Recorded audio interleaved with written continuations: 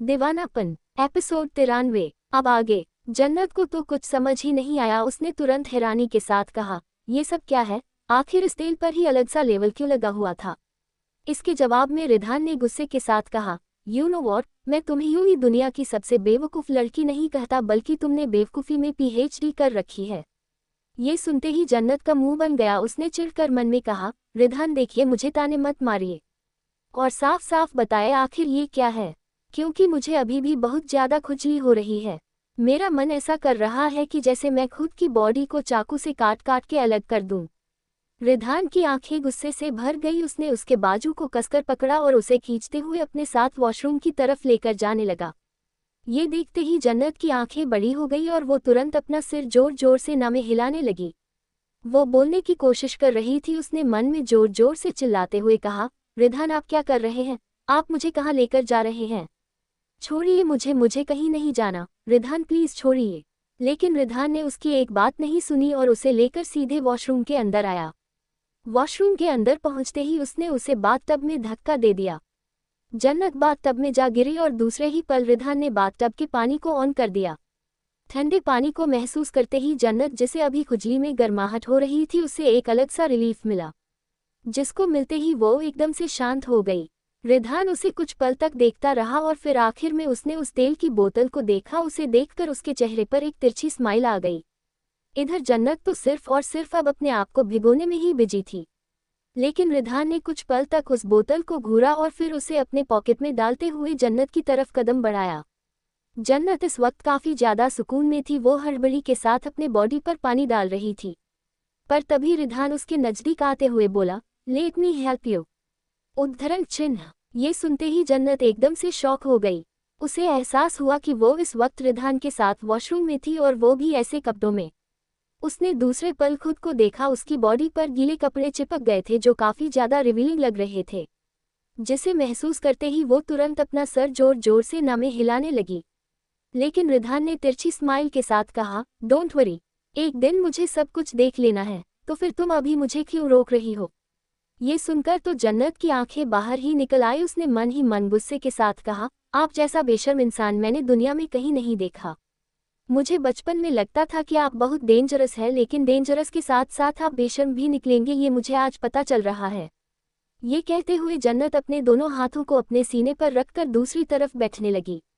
लेकिन रिधान ने दूसरे ही पल उसे अपने करीब खींच लिया और उसके गिले बालों को साइड करते हुए उसके कान में गहरी आवाज में बोला, एक दिन ये जो तुम्हारा है वो सब मेरा हो जाएगा, इसलिए तुम्हें अभी से इन्हें छुपाने की कोई जरूरत नहीं है। इन्हें मुझे दिखाओ, क्योंकि एक मैं ही हूँ जो इन सबको देख सकता हूँ। तुम सबको देखने का हक सिर्फ और सिर्फ रिधान सूर्यवंशी को है। ये सुनते ही जन्नत की आंखें तो अब फैल गई। उसे तो समझ नहीं आ रहा था कि आखिर वो इस कंडीशन में कैसे रिएक्ट करे।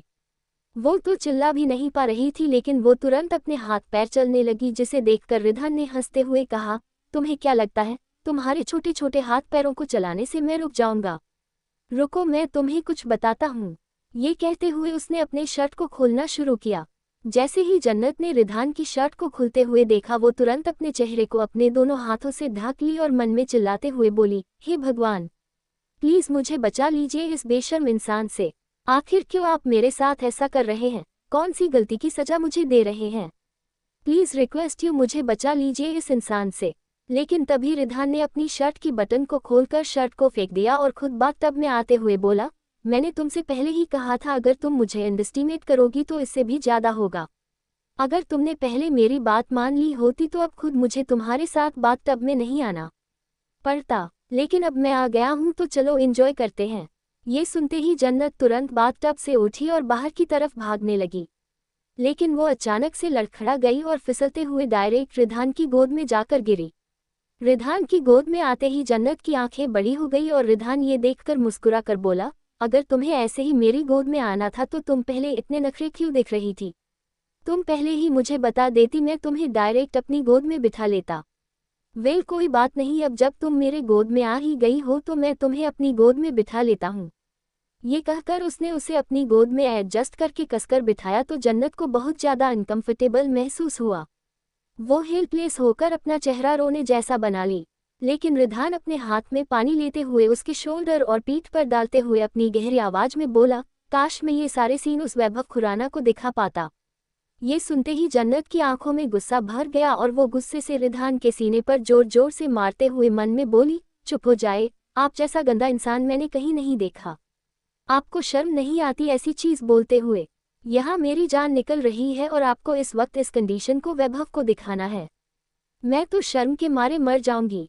ये सब कहते हुए इसका चेहरा बुरी तरह लाल हो गया था और रिधान उसे देख हंसते हुए बोला, आई एम सॉरी, मुझे नहीं पता था कि तुम हमारी चीजों को इतना प्राइवेट रखने की कोशिश कर रही हो। अगर ऐसी बात है तो ठीक है, हम अपनी चीजों को प्राइवेट रखेंगे। ये सुनकर अब जन्नत तो पागल ही हो गई। उसने आखिर में अपने दांतों को कसकर पीस लिया और फिर रिधान ने उसके चेहरे पर ठंडे पानी को डालते हुए उसके चेहरे को सहलाते हुए बोला, तुम्हें पता है 30 दिन बाद तुम इसी तरह मेरी बाहों में प्यार से होगी जहां अभी जबरदस्ती से हो। ये सुनते ही जन्नत अपनी आंखें छोटी करके रिधान को अजीब नजरों से देखने लगी और मन में बोली, आप जैसा सेल्फ ऑब्सेस्ड और फालतू सोचने वाला इंसान मैंने दुनिया में कहीं नहीं देखा। आपको जो सोचना है आप सोच सकते हैं, लेकिन अफसोस की बात है कि ऐसा कुछ भी नहीं होने वाला, क्योंकि मैं 30 दिन तो क्या 30 सालों से भी आपके प्यार में नहीं पड़ सकती। मुझे तो अब वैभव के साथ इन सब से दूर जाना है। ये कहते हुए वो खुद में ही मुस्कुराने लगी। उसके मुस्कुराहट को रिधान कुछ पल तक देखता रहा और फिर दूसरे ही पल उसकी आंखें ठंडी हो गई और वो जन्नत के चेहरे को कसकर पकड़कर बोला, उसके बारे में सोच रही हो ना तुम? ये सुनते ही जन्नत एक पल के लिए डर गई और अपना चेहरा छुड़ाते हुए स्ट्रगल करने लगी, लेकिन रिधान ने अपने होठों को कसकर भींचते हुए दांत पीसकर कहा, अभी जब तुम मेरे साथ हो तो तुम्हें सिर्फ और सिर्फ मेरे बारे में सोचना चाहिए, ना कि उस इंसान के बारे में। तुमने गलती की है उस इंसान के बारे में सोचकर, इसके लिए मैं तुम्हें माफ नहीं करूंगा, क्योंकि अब तुम्हें सजा मिलेगी। एक बार फिर से सजा का नाम सुनकर जन्नत की आंखें बाहर निकल आए और वो तुरंत जोर जोर से रिधान को दूर धक्का देने लगी, लेकिन रिधान ने गुस्से के साथ उसके होठों को अपने होठों में ले लिया और उसे वही बाथटब में ही पैशनेटली किस करने लगा। अचानक से जन्नत की पकड़ बाथटब के कोनों पर कस गई और उसकी आंखें भी बंद हो गई। लगभग आधे घंटे बाद वॉशरूम का दरवाजा खुला। रिधान बाथरोब में जन्नत को लेकर बाहर निकला। जन्नत की आंखें बंद थी और उसने रिधान के सीने पर अपना सर रखा हुआ था। उसके होंठ काफी ज्यादा सूजे हुए थे, जिससे सब पता चल रहा था कि आधे घंटे तक रिधान ने उसे किस तरह पैशनेटली किस किया था, जिस वजह से उसकी हालत अब ऐसी खराब हो गई थी। लेकिन रिधान के चेहरे पर इस वक्त एक सेटिस्फैक्शन था। वो जन्नत को देखकर ही तिरछा मुस्कुराया जा रहा था। उसने जन्नत को बेड पर सुलाया और उसके चेहरे को सहलाते हुए बोला, उस इंसान से नफरत है मुझे, और अगर तुम मेरे सामने ही बैठकर उस इंसान के बारे में सोचोगी तो मैं कैसे खुद को कंट्रोल कर पाऊंगा। ये तो तुम्हारे साथ होना ही था, लेकिन तुम फिक्र मत करो, अगर नेक्स्ट टाइम से तुमने फिर से उसके बारे में सोचा तो इससे भी ज्यादा मैं कर सकता हूँ। ये कहकर वो मुस्कुराया और वहां से सीधे बाहर निकल गया। इधर जन्नत गहरी नींद में चली गई थी, उसे कुछ भी एहसास नहीं था। वहीं दूसरी तरफ अपार्टमेंट में आशी इस वक्त चुपचाप सोफे पर बैठी हुई थी और कुछ सोच रही थी। तभी चिरंजीवी उसके पास आते हुए बोले, तुम्हें क्या लगता है तुमने आज जो किया उससे वो मर जाएगी? बल्कि वो मरेगी नहीं, सब शक तुम पर चला जाएगा। आखिर तुमने ऐसा क्यों किया? तुम्हें पता भी है वो रिधान सूर्यवंशी कितना ज्यादा चालाक है। अगर एक बार उसे तुम्हारे बारे में पता चला तो वो तुम्हारे साथ कुछ भी कर देगा, फिर तुम चाहे जो भी हो। ये सब सुनकर आशी ने गुस्से के साथ कहा, मैं चाहे जो कुछ भी हूँ लेकिन मैं उस इंसान की कुछ भी नहीं हूँ।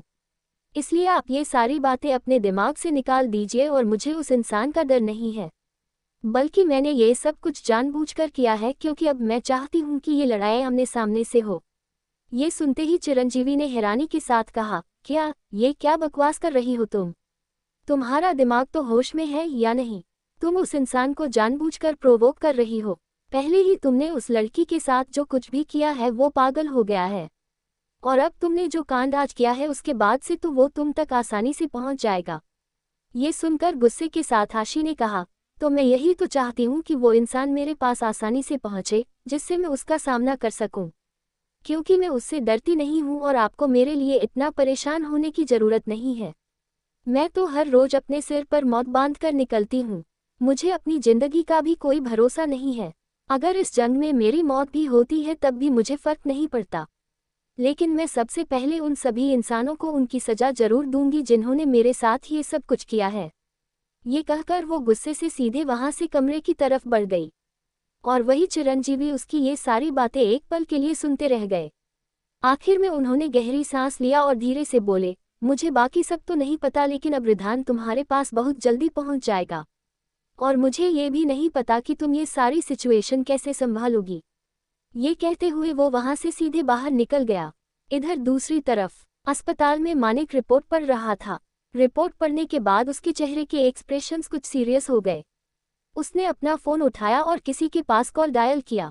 कुछ ही देर में उधर से कॉल पिक हुई तो मानिक ने कहा, यू नो वॉट, मुझे कुछ इंपॉर्टेंट बातें पता चली है जो शायद तुम्हें मुझे बता देना चाहिए, वरना शायद बहुत देर हो जाएगी। ये सुनकर उधर से रिधान की भारी आवाज आई, क्या ये बात उससे जुड़ी है? इसके जवाब में मलिक ने कहा, ऑफ कोर्स, ये बात सिर्फ उसी से ही जुड़ी है। जैसा कि तुमने कहा था कि मैं उसका पूरा बॉडी चेकअप करूं और उसी में मुझे ये सारी बातें पता चली है। पर अफसोस की बात यह है कि मैं चाहकर भी उससे ये बात नहीं बता सकता, पर मैं तुमसे जरूर बता सकता हूँ।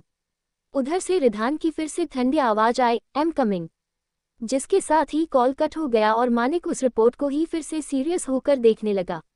इधर दूसरी तरफ रात का वक्त था और पैलेस में भावना अपने कमरे में खिड़की के पास खड़ी थी। तभी तन्मय उसके पास आए और उसे पीछे से अपनी बाहों में प्यार से भरते हुए बोले, क्या बात है भावना जी, आज आपको सोना नहीं है? ये सुनकर भावना ने थोड़ी बेचैनी के साथ कहा, पता नहीं क्यों पर आज शाम से मुझे बहुत बेचैनी हो रही है। ये सुनकर तन्मय ने ना समझी में कहा, क्या हुआ, अब क्यों आपको बेचैनी होने लगी? इसके जवाब में भावना ने कुछ सोचकर कहा, जब से जन्नत की वो कैफे वाली दोस्त उससे मिलने आई थी तब से मुझे बहुत अजीब से एहसास हो रहे हैं। ये सुनकर तन्मय ने कहा, आजकल आप कुछ ज्यादा ही काम कर रही है। नौकर को भी आपने यहाँ से भेज दिया है, कल मैं सभी नौकर को वापस बुलाऊंगा, आप कोई काम नहीं करेगी, तभी आपको ऐसी चीज हो रही है, चलो अब सोते हैं। ये कहकर वो भावना के हाथ को पकड़ा और उसे लेकर बेड की तरफ जाने लगा। लेकिन तभी भावना ने अपना हाथ छुड़ाकर कहा, नहीं तन्मय, ये सब काम करने की वजह से नहीं हो रहा है, बल्कि वो लड़की जब मेरे करीब से गुजरी थी तो मुझे ऐसा लग रहा था कि जैसे उससे मैं कहीं ना कहीं जुड़ी हुई हूँ। मैं सच कह रही हूँ तन्मय, प्लीज मेरी बात समझने की कोशिश कीजिए। जैसे ही तन्मय ने ये सुना अचानक से उसके भाव बदल गए और वो उसे हैरानी से देखने लगा।